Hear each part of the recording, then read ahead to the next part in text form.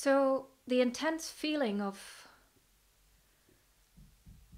loss and grief throws you back onto yourself. It brings up so many questions.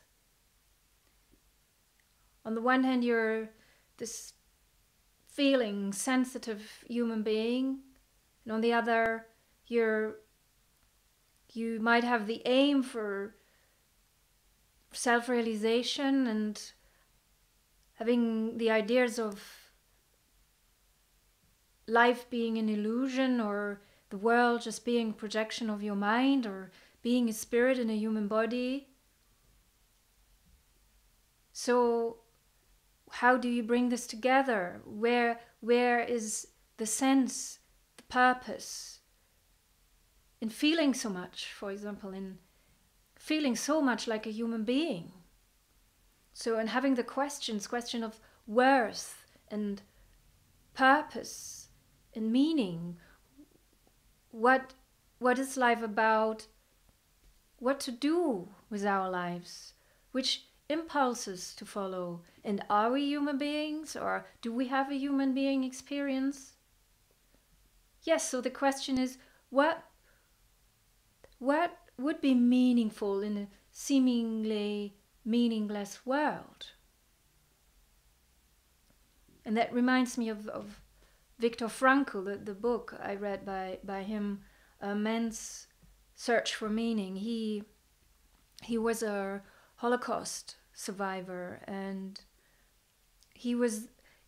while he was there in the concentration camp, he observed and examined how meaning, even the smallest meaning, could help the prisoners to endure all of this pain, to survive. But then I thought, what if meaning doesn't mean anything? What if we just hold on to something there? What if meaning eludes us?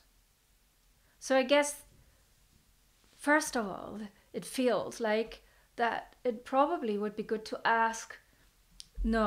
to stop asking all these questions, to stop wanting to know. We will not know what life is about, really. We won't. Well, not at this point in time. And we can allow not knowing. We have to probably allow not knowing, not understanding. But then again, yes, okay. But what can I do? So I think that the first thing that comes to mind is getting out of God's way. That's what I feel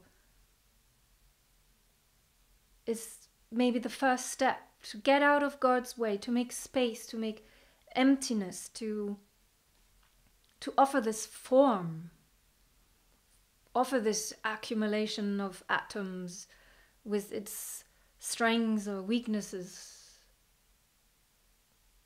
impulses, orientations.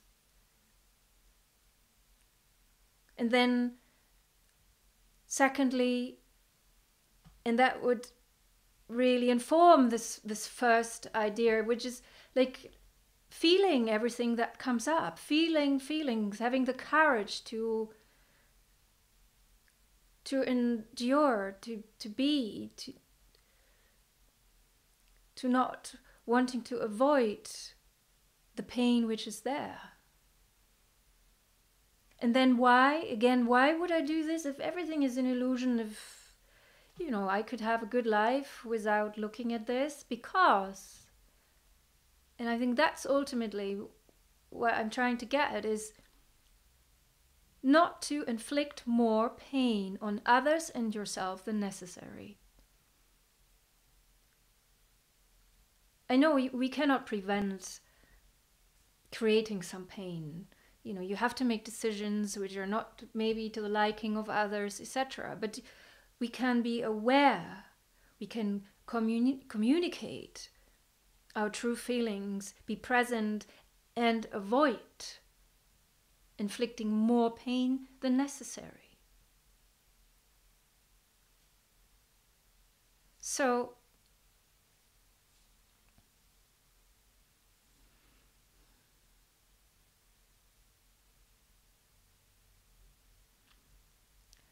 where does that leave me? Why, for example, am I doing this work here? Why am I expressing myself?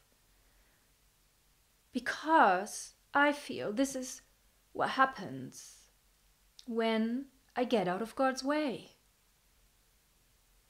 The impulse to do this is stronger than my fear and my doubts, the questions I have about meaning and meaninglessness. I end up here, following a passion that emerges, a passion for throwing light on darkness, a passion for the self, the complete self, a passion for my truth, my truth.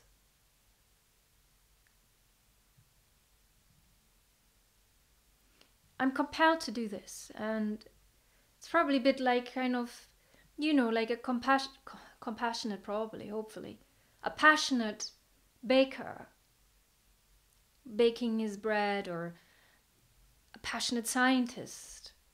But they don't really have to be passionate, but passionate, what does it mean? A scientist that conducts his experiments because that's what's happening through him. Naturally, automatically. And rejecting or resisting this would be a bit like kind of telling a dog like not to be a dog. Or being specific, maybe like telling a German Shepherd dog not to be a German Shepherd dog. Why are you not a bit more like a poodle? So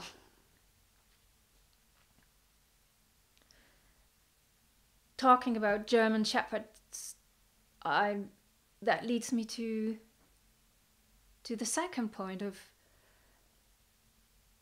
why looking at our shadow. Me, born in Germany, for 20, 25 years or longer, I've been exploring and trying to understand, examining what happened in Germany, for example, during the Second World War. What on earth? And looking into every possibility, understanding human beings, understanding Adolf Hitler.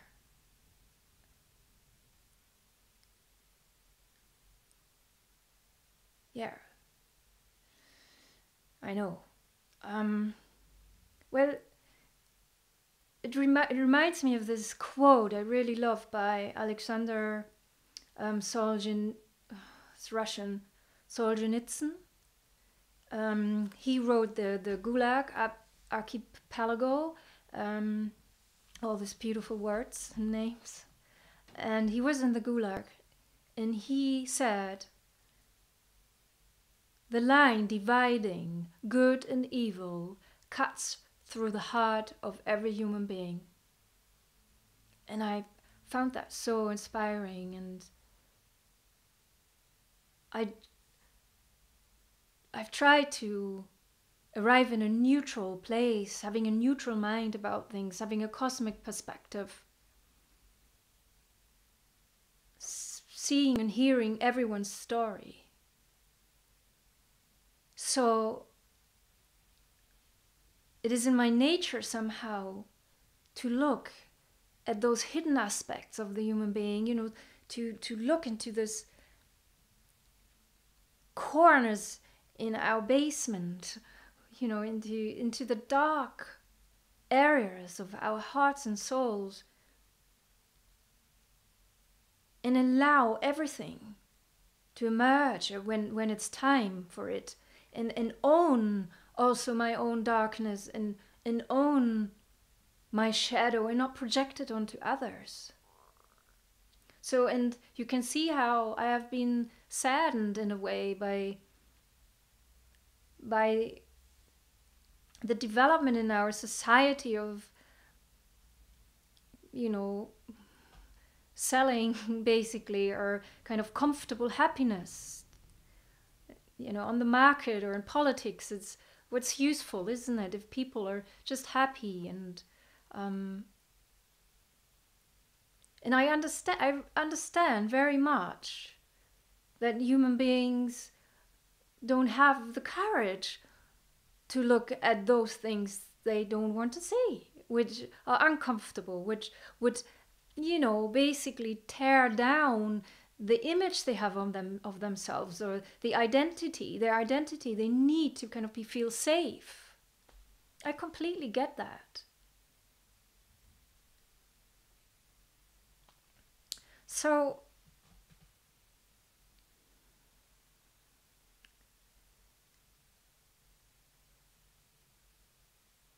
but then if we look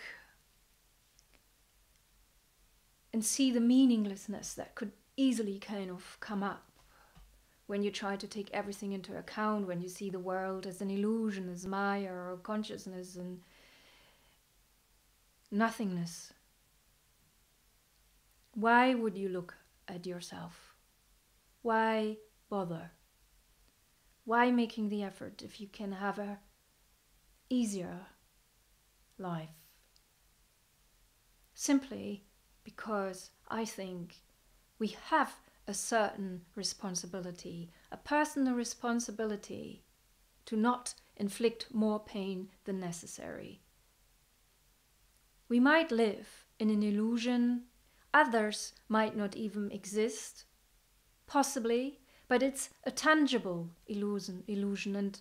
And ask people who were for 2 years in a concentration camp. Ask people who lose their partner, lose a pet. I mean, this list is endless. Pain is a tangible feeling, and we don't need to add to it. Saying that, I mean, I'm aware of the possibility that this planet is there to be painful, maybe, one way or the other. Pain teaches us, like a shock teaches us something.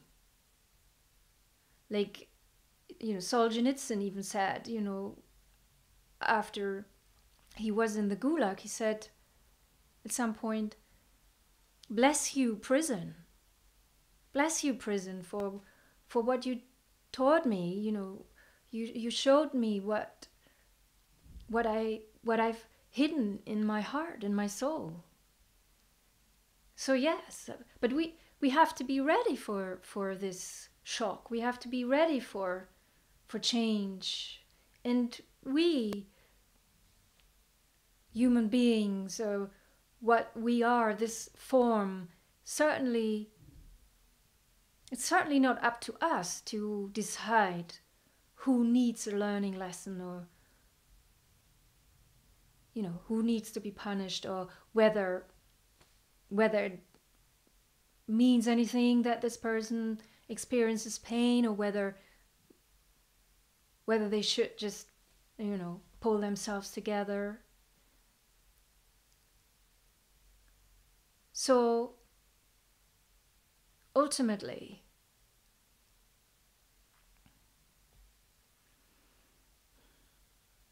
I think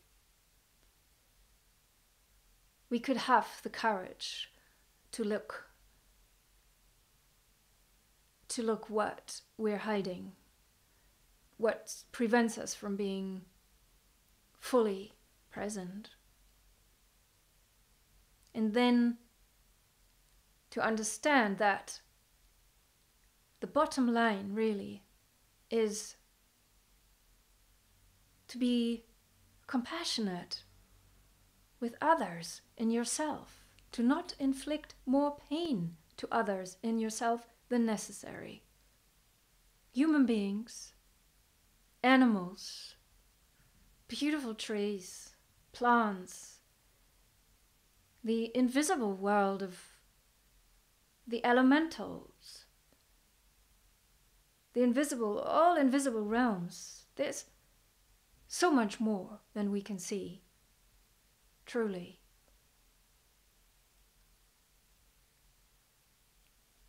So let's get out of God's way. Let's communicate our true feelings. I'm talking to myself here, don't get me wrong. There's so much more for me to learn. I think that's where the urgency comes from. That's where the passion comes from now, isn't it? That I feel the necessity. The necessity in a meaningless world. Isn't that beautiful?